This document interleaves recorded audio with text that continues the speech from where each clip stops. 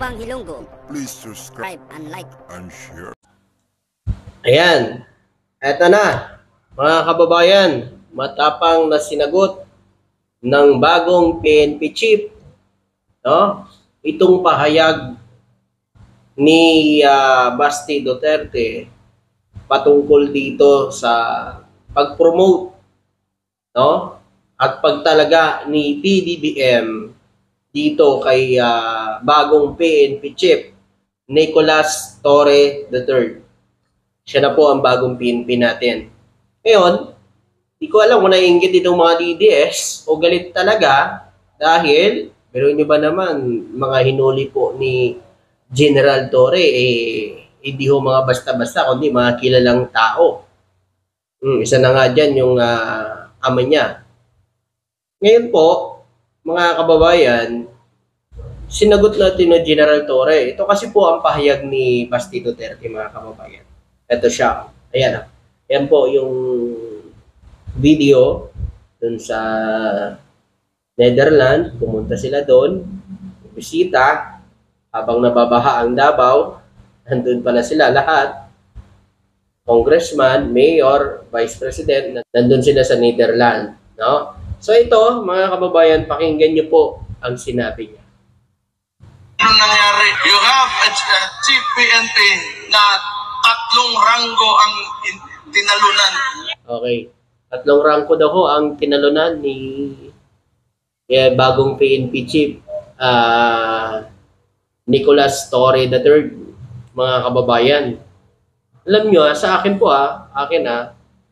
for opinion ko dapat lang si Nicolas Torre III, no? O bagong PNP chief natin ang talagang mamuno sa halin ng ating kapulisan dahil deserve niya yan Matapang, matalino, dapat sa kanyang tungkulin.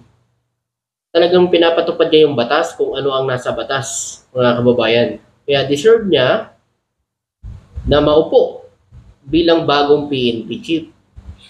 At nakikita naman natin, mga kababayan, kung ano ang performance ni General Torre, ang bagong PNP chief natin. 3-star yan.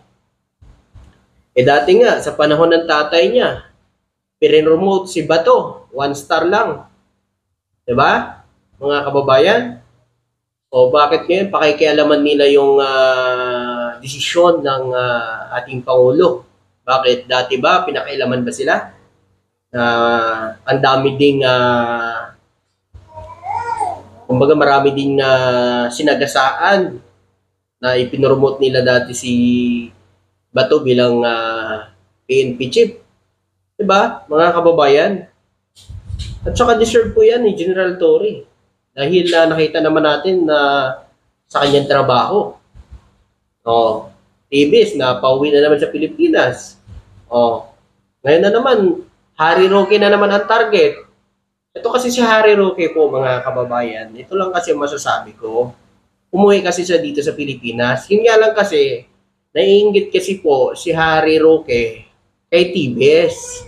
Kasi si Tibes, sinundo pa ng NBI dyan sa ibang lugar o doon sa ibang bansa. Si Harry Roque, kung uwi siya rito, dyan lang siya susundain sa airport. Pero kung susundain siya ng NBI, bibigyan pa talaga siya ng pulseras, napakagandang pulseras, silver. Talagang may inggit po si Harry Roque niyan. Kaya kailangan talaga, kung anong ginawa kay Tibes, ay ganoon din ang gagawin kay Harry Roque. Para hindi naman magalit si Harry Roque sa gobyerno ngayon. Huwag ka mag-alala, Harry Roque. Mangyayari din yan sa'yo. Huwag kang mainggit kay Tibes dahil mangyayari sa'yo yan. Tuloy natin. Para maging chief PNP. Because this is not merit-based promotion. Pabor-pabor-based promotion. Diba? Pabor-pabor promotion daw ang binigay kay General kay bagong PNP chief General Torre. Sa inyo po, mga kababayan, ano po masasabi nyo sa sinasabi nito? Ano po makokomento nyo? Bayag ba kayo sa sinasabi niya na pabor-pabor promotion ang ibinigay kay bagong PNP chief, kaya naging PNP chief si Nicolas Torre III. Totoo ba yan, mga kababayan? Naniniwala ba kayo dyan? Oh? At alam naman natin na talagang si General Torre ay talagang tapat sa kanyang tungkulin at talagang tama ang pagpapatupad niya ng batas. Diba? Hinuli si Kibuloy. Diba? Ilang araw yun bago nahuli si Kibuloy. Diba? Galit lang kasi sila kasi biruin niya si Kibuloy tsaka si tatay niya. Pero alam niyo po mga kababayan, tumutupad lang sila sa kanilang tungkulin. Kung bakit hinuli si Kibuloy, dahil sila ay nagkasala sa batas.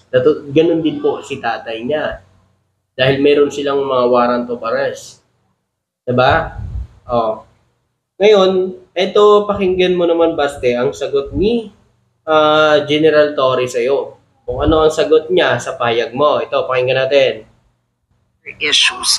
Naglabas po kasi ng statement si Mayor Baste Duterte saying na 3 ranggo ang tinalunan ninyo because it's not a merit-based promotion, and he even called you an attack dog. What do you want to tell Mayor Baste?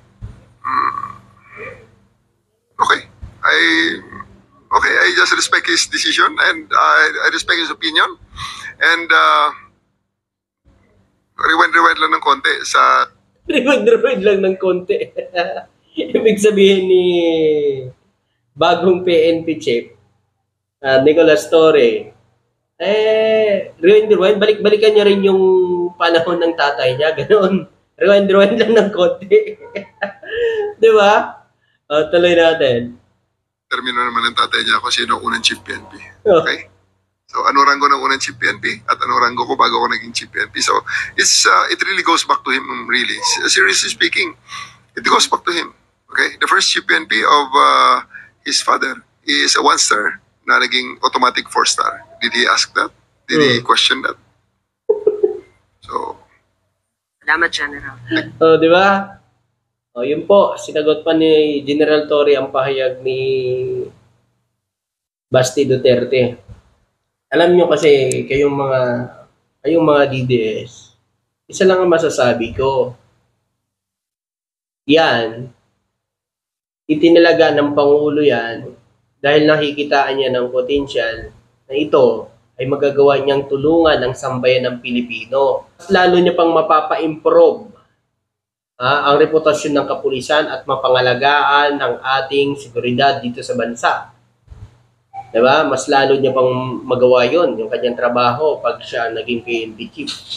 Diba? At yan ang isa sa mga nakita ng ating Pangulo dahil siyempre Pangulo natin hindi naman madidiktahan yan eh.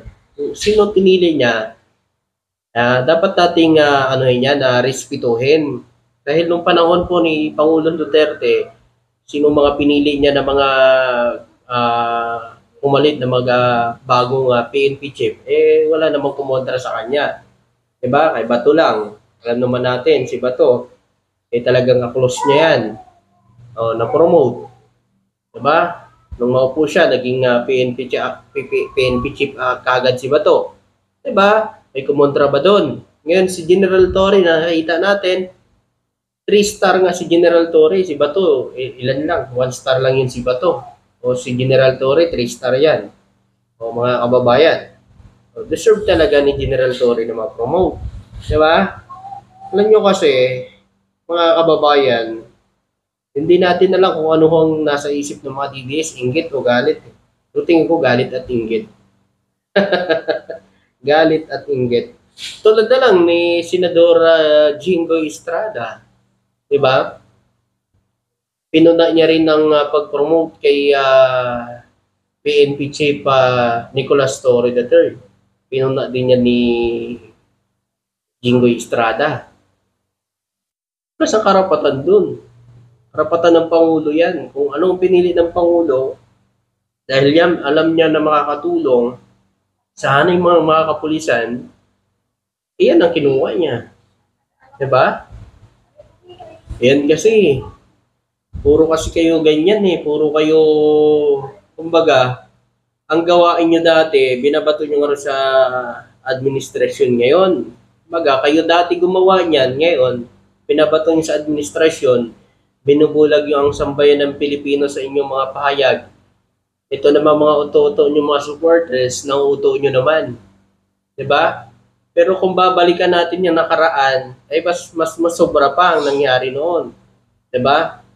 Oh, yun po, no, sa lahat nating mga kababayan.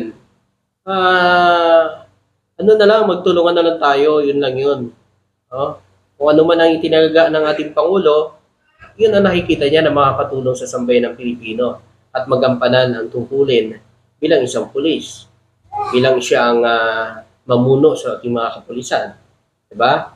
At marami nang gustong gawin si bagong PNP chief ngayon, mga kababayan. Katulad na lang ang pagtugis sa mga matataas na kaso. Katulad na lang ni Harry Roque, isa na yan sa tutugisin ni General Torre. Ngayon. So kayo po, ano masasabi niyo mga kababayan? Maraming salamat po at magandang araw. Thank you.